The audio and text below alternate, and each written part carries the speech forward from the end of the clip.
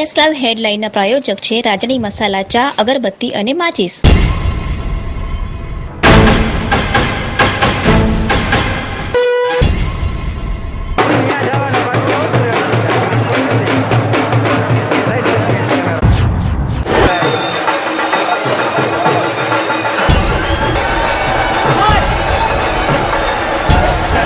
નમસ્કાર દર્શક મિત્રો, આપ નિહાળી રહ્યા છો એસ લાઈવ ન્યૂઝ બુલેટિન. નજર નાખીએ અત્યાર સુધીના મુખ્ય સમાચારો પર.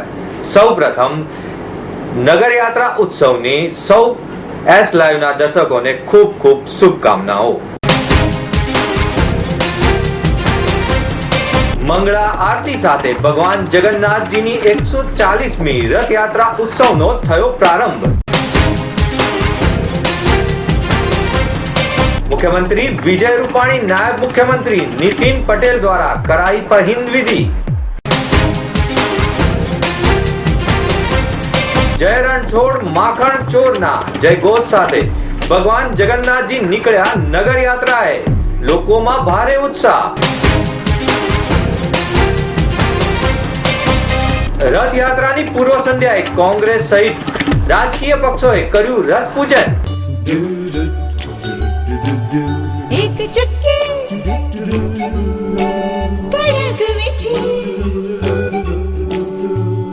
सुबह दोपहर शाम रात जाए है राजानी अगरबत्ती महकी सबकी पसंद के मसाले राजानी मसाले जीवन भर का अटूट बंधन. राजानी चाय, अगरबत्ती, मसाला और माचीस. અષાઢી બીજના રોજ ઓડિશા અને અમદાવાદમાંથી ભગવાન જગન્નાથજીની રથયાત્રા વૈદિક મંત્રોચ્ચાર વિધિ સાથે દબદબાપૂર્વક નીકળે છે. અમદાવાદની રથયાત્રા લાંબી લગભગ 18 થી 22 કિલોમીટરની છે. આજે 140મી રથયાત્રા નો પ્રારંભ થયો છે. આજે સવારે 4 વાગે ભાજપના અધ્યક્ષ અમિત શાહ સહિતના મહાનુભાવોએ મંગળા આરતી ઉતારી હતી. આ સમયે જમાલપુર મંદિર ખાતે ભક્તો, સાધુ સંતો અને માનવ મહેરામણ જય રણછોડ માખણ ચોર, મંદિરમાં કોણ છે રાજા રણછોડજીના જય ઘોષથી ગુંજી ઉઠ્યું હતું. મંગળા આરતી બાદ ભગવાનને ખીચડી અને કઢી અને કોળાના શાકનો ભોગ ધરાવાયો હતો. ત્યારબાદ ભગવાનની આંખો પરથી પાટા ઉતારવાની વિધિ પણ યોજાઈ હતી. જ્યારે બીજી તરફ પ્રસાદી માટે ભક્તજનોએ પડાપડી કરી મૂકી હતી. મંદિર પરિસરમાં ભગવાન જગન્નાથજી, બહેન સુભદ્રાજી, ભાઈ બલભદ્ર ના રથનું પૂજન કરાયું હતું. ત્યારબાદ ત્રણેય રથમાં શાસ્ત્રોક્ત વિધિ, મંત્રોચ્ચાર અને જય રણછોડ માખણ ચોરના નારા સાથે ભગવાનની રથમાં પધરામણી કરવામાં આવી હતી. આમ મંદિર પરિસર તથા મંદિરને ફરતે પોલીસ, એસઆરપી, આરએફ ના જવાનો સુરક્ષા વ્યવસ્થાએ સંભાળી લીધી હતી. મંદિર ખાતે ભજનની સુરાવલીનું વાતાવરણ ભક્તિમય બનાવ્યું હતું. મંદિર તેમજ આસપાસ ઠંડા પીણાની પરબ પણ લગાવાઈ હતી. મંદિર પરિસરની બહાર માનવ મહેરામણ ભગવાનને આવકારવા થનગની રહ્યું હતું. મંદિર પરિસર ખાતે 3 રથોની પૂજા વિધિ બાદ રાજ્યના મુખ્યમંત્રી વિજય રૂપાણી, નાયબ મુખ્યમંત્રી નીતિન પટેલ પહિંદ વિધિ કરી હતી અને ભગવાનના રથને સોનાની સાવરણીથી સાફ કર્યો હતો. અને ત્યારબાદ ભગવાન નગર યાત્રા માટે પ્રસ્થાન કર્યું હતું. ઘણા વર્ષો બાદ મુખ્યમંત્રી અને નાયબ મુખ્યમંત્રીએ પહિંદ વિધિ કરી હોય તેવો બનાવ બનવા પામ્યો છે. પહિંદ વિધિ સમયે પરમ પૂજ્ય દિલીપદાસજી મહારાજ, ટ્રસ્ટી ઝા મેયર ગૌતમ શાહ, મુખ્યમંત્રીના ધર્મપત્ની અંજલિબેન, મંત્રી પ્રદીપસિંહ જાડેજા, મંત્રી નિર્મલાબેન વાઘવાણી સહિત મહાનુભાવોએ રથયાત્રાની પૂજા વિધિ અને પહિંદ વિધિમાં ભાગ લઈ રથના પ્રસ્થાન વખતે હાજર રહ્યા હતા. બીજી તરફ મંદિર બહાર 18 શણગારેલા ગજરાજો ભગવાનને આવકાર્યા હતા અને બરાબર 7 કલાકે શંખનાદ સાથે ગજરાજો એ રથયાત્રાના પ્રારંભ સાથે થયો હતો. ભાવિકો ગજરાજાના દર્શન કરી ધન્યતા અનુભવી રહ્યા હતા. જમાલપુર દરવાજા બહાર મુસ્લિમ બિરાદરો સહિત હિન્દુ ભાઈ બહેનોએ વિધિવત રીતે ગજરાજો તેમજ નગર યાત્રાએ નીકળેલા ભગવાનનું સ્વાગત કર્યું હતું. આ પ્રસંગે જ્યારે મંદિર પરિસરમાં ભગવાનના રથને દોરડાથી ખેંચી મુખ્યમંત્રી તેમજ નાયબ મુખ્યમંત્રીએ પ્રસ્થાન કરાવ્યું હતું અને આ સમયે જય રણછોડ માખણ ચોરના જય ઘોષ કરવામાં આવ્યો હતો.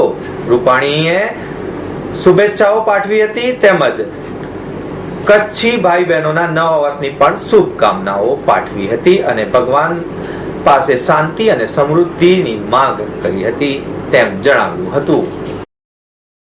આજની નગર યાત્રાની વાત કરીએ તો મંદિર પરિસરથી નગર યાત્રા સુધીના તમામ માર્ગોને શણગારવામાં આવ્યા છે. મંદિરને રોશનીથી શણગારવામાં આવ્યું છે. મંદિર ખાતે લાઈવ કવરેજ માટે મીડિયાના કેમેરા પણ સુસજ્જ થઈ આંખો દેખો અહેવાલ રજૂ કરી રહ્યા છે.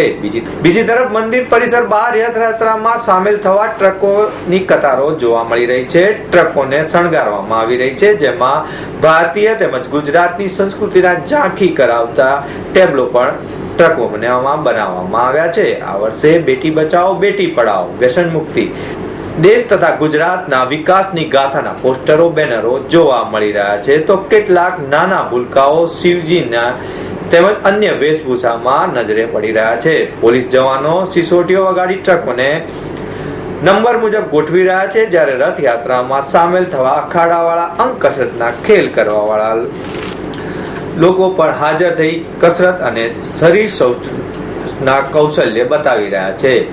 તો કોઈ મોઢામાંથી આગ કાઢવાનો ખેલ પણ બતાવી રહ્યો છે, જ્યારે ભજન મંડળીઓ પણ પોતાના વહાલાને વધામણી માટે ભજન કીર્તન કરી રહી છે અને મંદિર બહાર અને મંદિરની અંદર ચારે કોર નગર યાત્રા માટે શ્રદ્ધાળુઓનું ઘોડાપૂર ઉમટ્યું છે. ભજન મંડળીઓમાં મહિલાઓ ખાસ વેશભૂષા ધારણ કરી કાનોડાના રાજા રણછોડના ભજનો ગાઈ સૌને આકર્ષી રહ્યા છે, જ્યારે બેન્ડ વાજાઓ પોતાના અનોખી સુલાવરી સાથે કાનુડાના ગીતો તેમજ રથયાત્રાના વધામણા કરી રહ્યા છે.